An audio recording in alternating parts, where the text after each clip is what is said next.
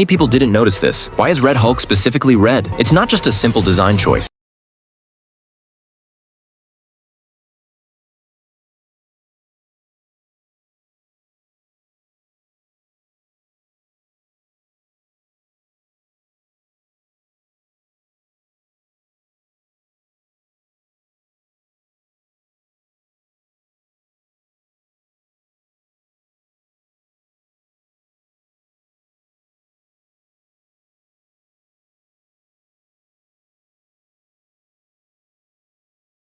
Into heat. The longer the fight continues, and the angrier he becomes, the more heat builds up inside his body, and that intense heat is what causes him to turn red. So Red Hulk isn't simply a Red Hulk. His power isn't based purely on anger. It's based on heat and energy. There's another question we all have. What are Hulk's pants actually made of, and why don't they rip apart every time he transforms? After transforming, Hulk has incredible strength and can even easily flip tanks. Under normal circumstances, the regular clothes Banner wears would never be able to withstand that kind of transformation. But strangely, Hulk's pants always remain intact. The answer is actually pretty simple. According to the setup in The Incredible Hulk, Banner prepares ahead of time by wearing loose and stretchy pants. Later, after Hulk received help from Iron Man, his equipment was upgraded as well. The nanomaterials used by Tony Stark have incredible elasticity, allowing them to automatically adjust as Hulk's body changes. And in She-Hulk, it's also mentioned that Hulk needs to wear pants made from spandex. Spandex is extremely elastic and can stretch along with his body, preventing the pants from ripping apart. But the biggest reason isn't any of that. It's because the story needs it. If Hulk ripped his pants apart every time he transformed, these movies would be impossible to film normally. Many people didn't notice this. Among the girlfriends of the three Spider-Men, Gwen Stacy is the most special. Not because she's prettier than the others, but because from beginning to end, she was in love with Peter Parker. Mary Jane only really started noticing Peter after she discovered that he was Spider-Man. Michelle was the same. The reason she initially became interested in Peter was because she suspected that he might be Spider-Man. But Gwen was completely different. At that time, Peter was still just an ordinary boy at school. He was constantly mocked by his classmates. Even so, Gwen had already noticed Peter before any of this happened. She never fell in love with the identity of Spider-Man. What she truly admired was Peter's kindness and intelligence.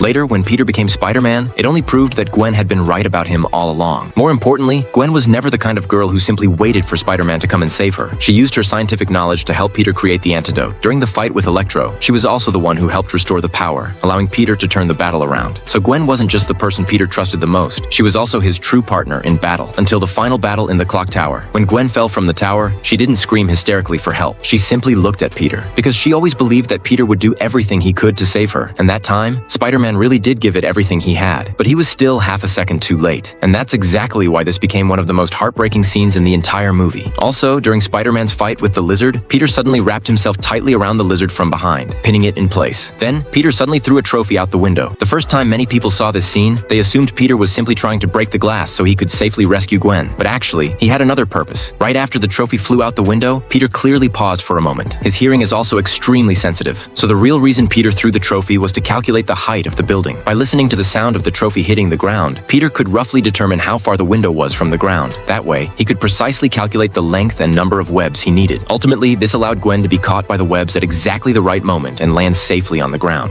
Why did the military completely lose control after capturing Hulk? After the military captured Hulk, they locked him inside an experimental chamber to study his body. The soldiers kept provoking him, and his anger made his body grow bigger and bigger. Soon, he became so massive that he burst through the experimental chamber. His rage had completely turned him into a true monster. Seeing this, the military immediately released anesthetic gas, but the gas only made Hulk sneeze. Just as Hulk was about to escape, the soldiers were already prepared and fired a massive amount of special foam that completely covered his body. Even with his incredible strength, Hulk couldn't break free from the restraints. Then the Major walked over with a syringe, preparing to draw Hulk's blood. But Hulk's anger continued to build, and the next second, he threw the Major across the room. Seeing Hulk break free, the Major tried to eliminate him with weapons, but the attacks had no effect on Hulk and instead bounced back, injuring the soldiers themselves. Facing a completely uncontrollable Hulk, General Ross decided to change the plan. They opened an underground passage and prepared to lure Hulk into the desert, where they could use heavy weapons to destroy him. The moment Hulk burst out of the ground, he moved so fast that he even broke the sound barrier. With his incredible jumping ability, he managed to leap hundreds of miles in a single jump. Hulk thought he could finally get some rest, but suddenly, an explosion came from the sky. A missile tore through Hulk's skin and left a massive wound. Facing tanks and armored vehicles, Hulk showed absolutely no fear. He flipped a tank with his bare hands, bent its cannon, and even used the tank as a shield to block the attacks. But Hulk didn't know that the military had already installed a tracking device on him. Using the tracking signal, they launched another attack. When a missile flew toward him, Hulk actually caught it in midair, ripped off the warhead with his teeth, and threw the missile at a helicopter in the sky. To stop Hulk from escaping, General Ross ordered the entire valley to be bombed. Massive rocks buried Hulk underground, but but even that attack still couldn't kill him. Hulk crawled out of the rubble and started running toward the city. To avoid causing panic, he jumped onto a massive bridge. The helicopters continued chasing him, but they still couldn't hurt Hulk. During the pursuit, a fighter jet suddenly lost control and was about to crash into the bridge. At the critical moment, Hulk jumped onto the aircraft and forced the tail downward, preventing a disaster. But instead of thanking him, General Ross ordered the pilot to keep climbing. His goal was actually to make Hulk fall to his death from high altitude. When the aircraft reached 60,000 feet, Hulk finally realized the danger. He smashed through the cockpit and tried to force the aircraft to descend, but the pilot continued following General Ross's orders. In the end, Hulk had no choice but to jump out of the aircraft. He then plummeted from thousands of meters in the air. During the fall, Hulk entered a strange dream. In the dream, he saw a green monster appear in a mirror. The next second, the monster suddenly smashed the mirror and dragged Hulk into the world inside it.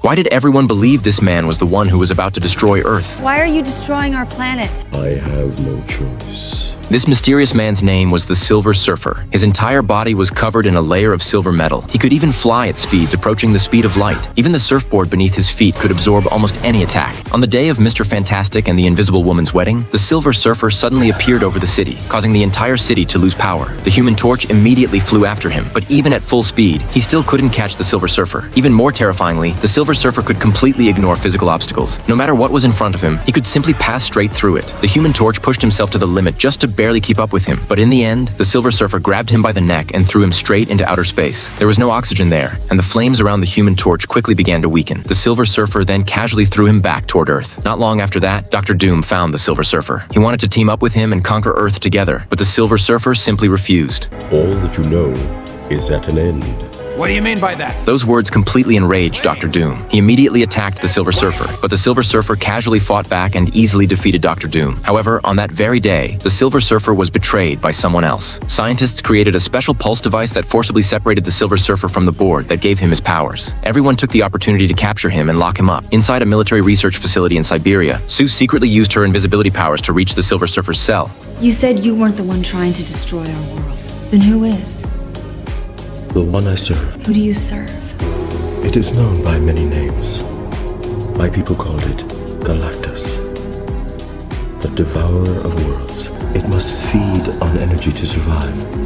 While the two were talking, Dr. Doom used an energy conversion device to steal the Silver Surfer's board. He compressed the board and turned it into a spear. Then he aimed the spear at the powerless Silver Surfer. At the last second, the Invisible Woman rushed over and stood in front of the Silver Surfer. She blocked the fatal attack but was critically wounded herself. She collapsed to the ground and soon stopped breathing. At the same time, dark clouds completely covered the sky. Galactus had arrived near Earth. The situation was completely out of control. The Silver Surfer finally decided to betray his master. When the board returned beneath his feet, all of the cosmic power instantly returned to his body. He even gave half of his power to the Invisible Woman, bringing her back to life. After letting go of the last thing holding him back, the Silver Surfer immediately flew into the sky. He was ready to face Galactus head-on, but a massive energy storm surrounded Galactus, making it impossible for the Silver Surfer to get close. Luckily, the Human Torch arrived in time and helped him break through the energy barrier. The Silver Surfer finally reached Galactus. I will no longer serve. This is the end for us both.